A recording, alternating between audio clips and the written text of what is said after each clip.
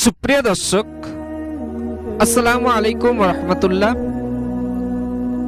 লাইলাতুল কদরের মহিমা, রমজান মাসের মহিমাপূর্ণ রাত কোনটি জানেন? লাইলাতুল কদরের রাত।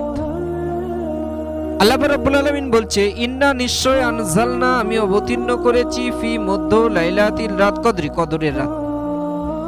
নিশ্চয় বান্দা তোমাদের জন্য আমি কদরের রাত অবতীর্ণ করেছি এবং আমি কুরআন নাজিল করেছি কদরের রাতে। অপর এক আয়াতে আল্লাহ তাআলা বলছে, লাইলাতুল রাত কদরি, কদরের খৈরুম, উত্তম, মিন থেকে আলফি শাহর, হাজার মাসের থেকেও। লাইলাতুল কদরের রাত হাজার মাসের থেকেও উত্তম। ব্যাখ্যা: এই এক রাতের ইবাদত প্রায়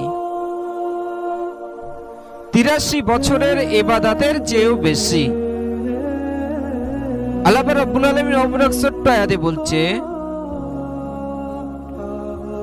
তানাজ্জালুল মালাইকাতু, তানাজ্জাল অবতীর্ণ হয়, মালাইকাতু আসমানে যত ফেরেশতা আছে এই রাতে সকলেই নেমে আসে।